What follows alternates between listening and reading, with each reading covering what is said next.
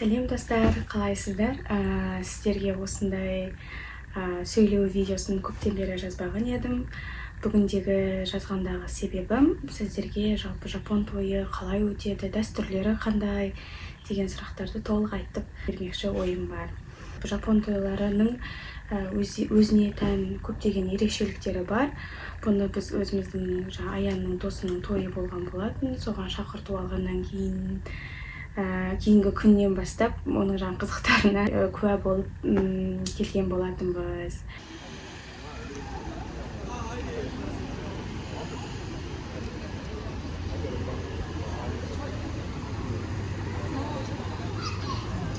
Ең алдымен жалпы жапон тойы қалай басталады, соған тоқталып өтейік. Ең алдымен, мысалы, сен шақырту қағазын аласың.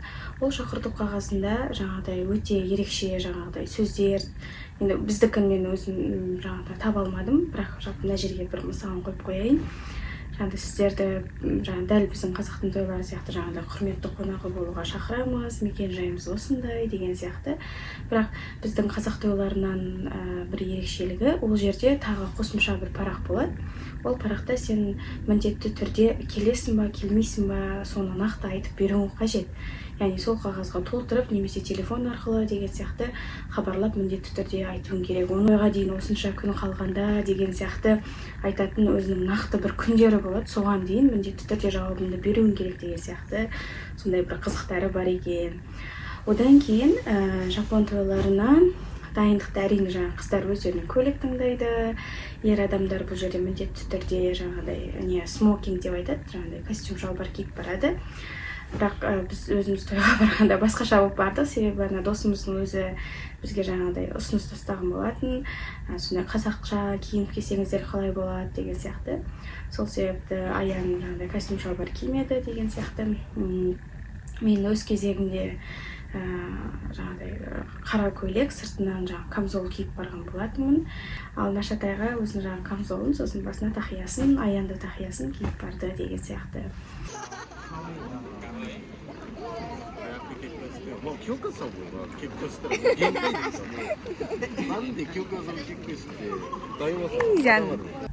Одан кейін тойға баратын кезде қыздардың ескеретін бір жағдайы бар. Яғни ол тойға өте ашық, көзге тез түсетін түсті көйлек киюге болмайды. Себебі мысалы ол жердегі тойдағы ең басты мерекенің иесі ол қыз жақтардың келіншек қой, үйленіп жатқан жастар ғой. Сол себепті ең басты назар соларда болу керек деген мақсатта киінген киімдер сондай не болу керек, кішкене көзге тез түсетін түсті емес, гүлді емес деген сияқты.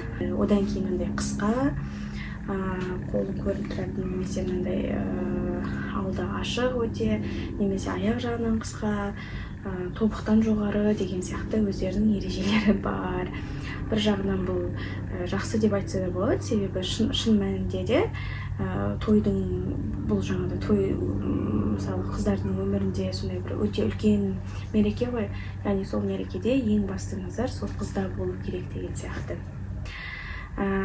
Сол киім мәселесін шешкеннен кейін тойға апаратын өзінің сыйлығы болады. Ол сыйлықтың да өзінің белгіленген мөлшерлемелері де бар екен. Сол туралы сіздерге айтып өтейін. Ол сыйлықты көшуги деп айтады. Көшуги деген сөз, яғни ол той жасап жатқан 2 жасқа деген берілетін сыйлық болып табылады. Мысалы, бұл жерде айта кететіндей бір жағдай, мысалы, егерде сен студент болатын болса, мысалы, студент досың үйленетін болса, оған сен 10 мың йен, сондай шамада қатып қалған сол 10 мың йенді апаруың керек. Одан көп апарам десеңде мархабат әрине, бірақ сол белгіленген суммадан төмен болмауы керек. Одан кейін, егерде сен досы болатын болсаң, мысалы, жұмыс жасап жатқан деген сияқты, онда 30 мың йен мөлшерінде апаруың керек. Мөлшерме сол минимум сумма сол болу керек, 30 мың. Одан көп апарам десең де болады. Одан кейін, егерде сен өзің жұбайыңмен, немесе қызыңмен баратын болсаң, онда 50 мың йен болу керек. Ішінде, егерде сен сол мысалы үйленіп жатқан жас жұбайлардың босы, немесе профессоры, бастығы болатын болсаң, онда 50 мың йен апару керек екен. тағы да бір ерекшелік, ол салынатын әрбір ақша сомасының өзінің сыртының қабы болады екен. 10 мың мынандайға салынады, 30 мыңнан 50 мың арасы осындайға салынады, немесе одан да көп жоғарғы суммалар осындай бір жаңағыдай сыртқы конверттерге салынады деген тағы да бір ереже бар екен. Қаптың да өзінің жеке аты бар. Ол гошюги букуро деп аталады. Гошюги деген жаңағыдай сыйлық, букуро деген ол салафан, пакет деген сияқты тікелей аударатын болсақ. Тағы бір ерекшелік, сол тойға барғаннан кейін ең алдымен жаңағы ол міндетті түрде болу керек деп айтылады кейбір жерлерде, бірақ кейбір ақпараттарда ол жапонша дәстүрді істесе болады, немесе сол европалық стильде той жүргізсе болады деген бар. Бірақ біз барған той ол екі стильде де болды, жапон стилінде де және де Европа стилінде де болды. Мен сол біз дәл уақытында бардық. Жапонда өте ерекше жаңағыдай уақыт жағынан, яғни айтқан уақытынан қалмай, сол дәл уақытында баруың қажет деген сияқты. Сол 2,5 деп айтты. Жапонша стильде дәстүрі болатын шрайн деп аталатын, мысалы біздің қазақтарда мешіт деген сияқты өздерінің жаңағыдай мекеме жаңағыдай табынатын жерлері бар. Соған барған болатынбыз. Сол жапонша дәстүрдегі мерекесі болды. Енді бізге ол кішкене қызығырақ болды, себебі біз барған жерде жаңа туристер де көп болды. Сол жаңағыдай болып жатқан іс-шараны видеоға түсіріп жатқандар да аз болған жоқ деген сияқты.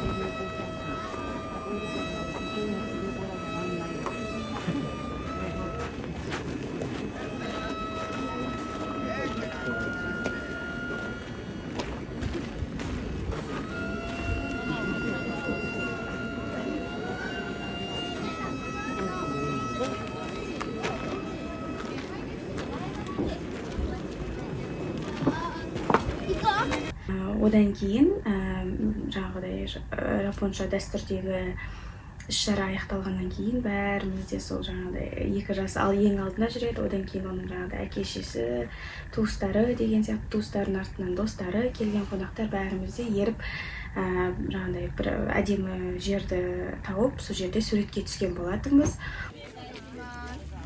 Сіз алдына барып отырсыз. Осы той біткеннен кейін, яғни жаңағыдай мерекелік дастархан жайылады. Ол мерекелік дастарханда біз барған жерде жаңа шрайыннан ондай алыс болған жоқ. Жайы бір 5-10 минуттай жүреміз. Дәл сол жаңағыдай қалыппен, яғни алдында әйелі мен күйеуі, одан кейін әке-шешесі, туысқандары, достар бәріміз ұзын бір жол болып сол неге дейін барамыз, мейрамханаға дейін барамыз.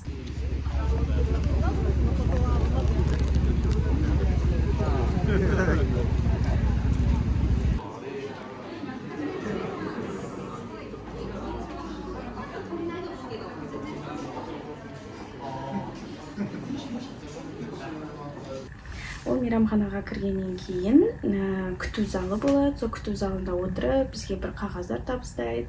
Сол қағаздардың ішіне біз жаңағыдай өзіміздің мекен жайымызды, телефон нөмірімізді, келген қонақтарды, сосын одан кейін артына қысқаша ғана тілек жазып қойған болатынбыз.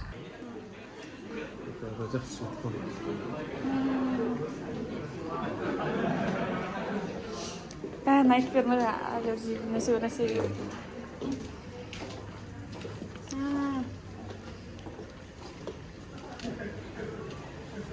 Ағылшынша жазайын ба?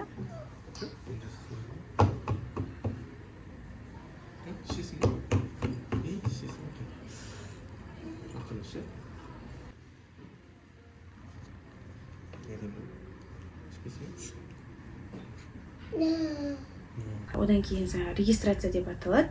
Сол регистрациядан өтіп, өзіміздің сыйлықты табыстаймыз.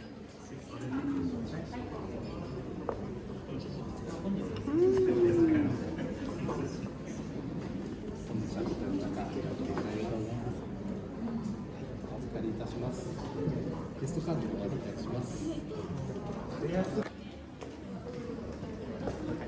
ゲストカードをお預かりいたします。こ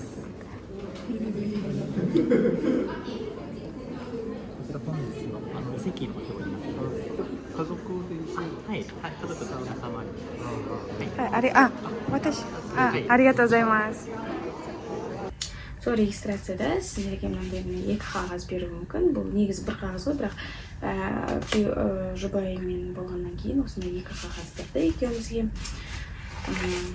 Бұл қағаздың ішінде не бар десеңіздер, мысалы, ең артқы жағында міне осындай 2 жас туралы қысқаша ғана ақпарат беріліп тұрады. Туған жылдары, немен айналысады, нені жақсы көреді, тіпті қан тобына дейін жазып қойған екен. Одан кейін қандай қызығушылығы бар, хобби, жақсы көретін тамағы деген сияқты ақпараттарды осылай жазып қояды екен. Одан кейін мына алғашқы бетінде аты жөні, күн, одан кейін мына жерде бүгінгі болатын тамақтардың ас мәзірі, мына күннен көрініп жатыр ма? Ас мәзірі, десерт болады екен 2 түрлі, одан кейін ыстық тамақтары болады екен 3 түрлі деген сияқты сондай көрсетілген. Одан кейін мына жерде міне ұзын бұл жалпы келген қонақтар және олардың орындары. Бұл жерде орындықтар жаңағыдай ағылшын әріптермен белгіленген. Осындай қағаз табыстайды. Сол қағазды табыстағаннан кейін, яғни жаңағыдай мейрамхананың жалпы мерекелік дастарханға кіресің, кіре берісте жаңағыдай сусындар болады. Одан кейін орныңа жаңағыдай даяшы келіп, сені шығарып салады.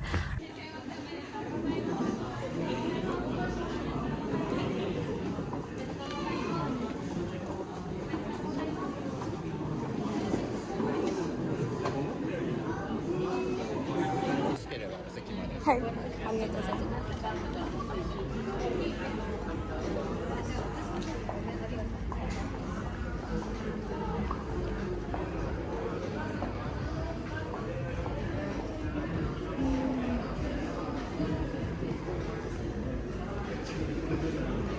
す。近く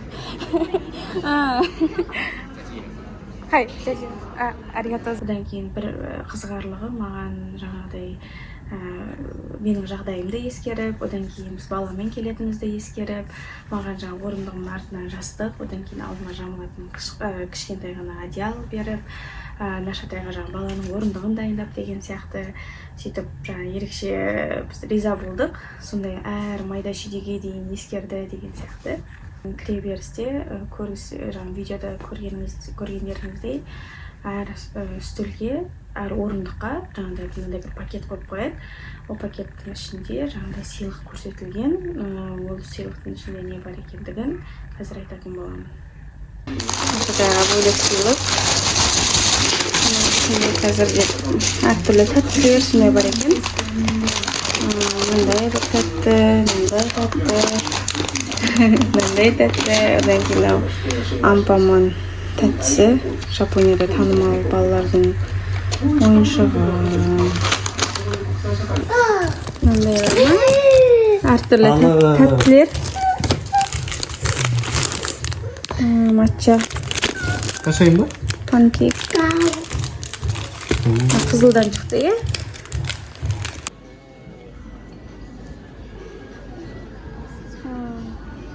Кемар уже жирасан. Наручак. Сізді күтірләттіңіз? Сыйлық. Нашатайға да сыйлықтан да қып тұрған.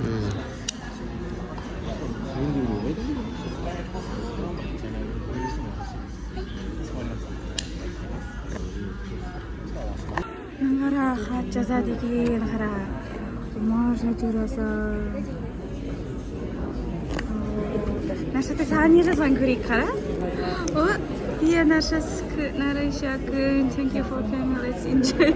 Yuki.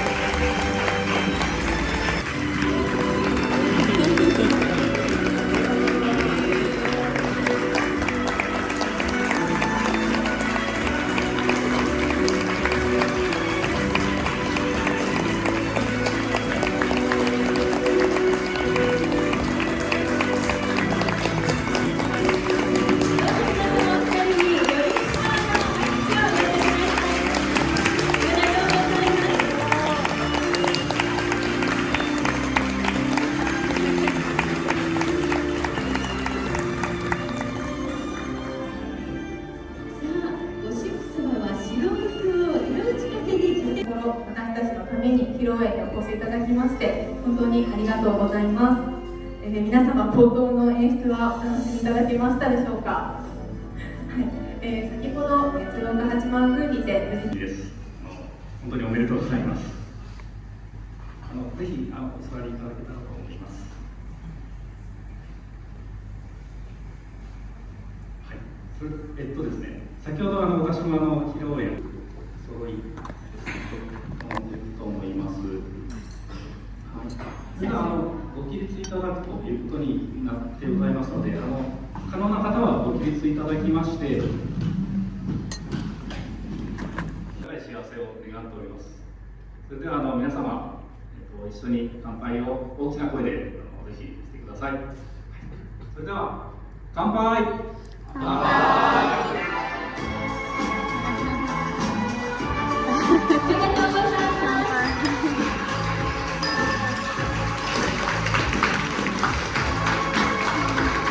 いただいても大丈夫でございますよ。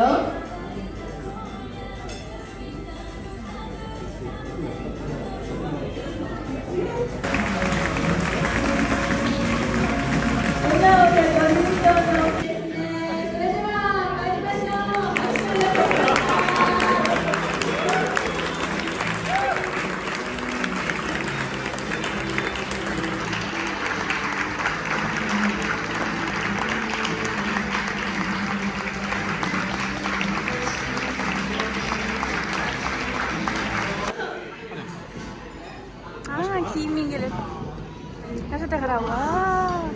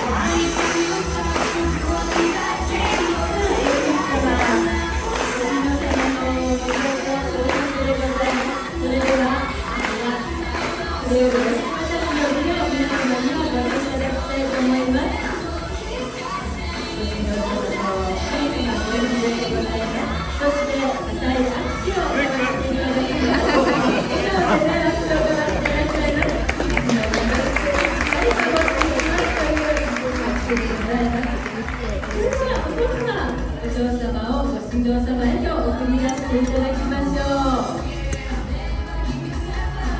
お父様からご新郎様へのエスコートチェンジお引き渡しの儀でございました。おめでとうございます。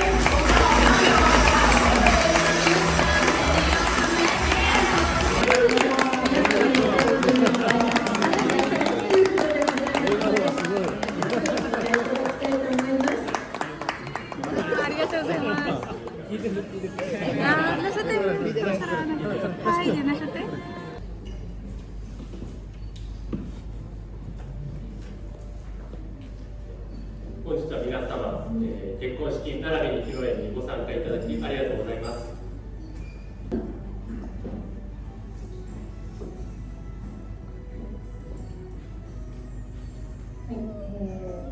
皆様、私たちの結婚式へご参加いただき本当にありがとうございます。今手になさっているのは花束でございます。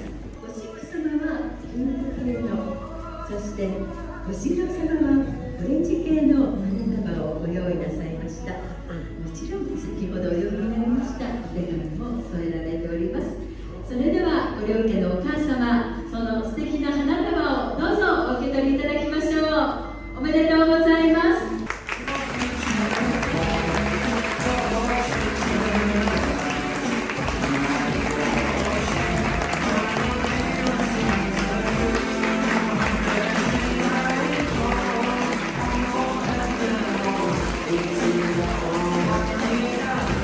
それではお二人、改めまして皆様へ会場のご挨拶でございます。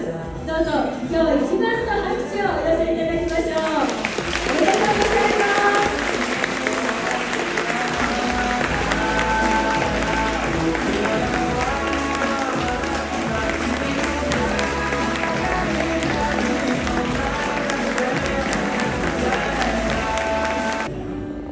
あなたが泣いている時にはどんなに晴れた日も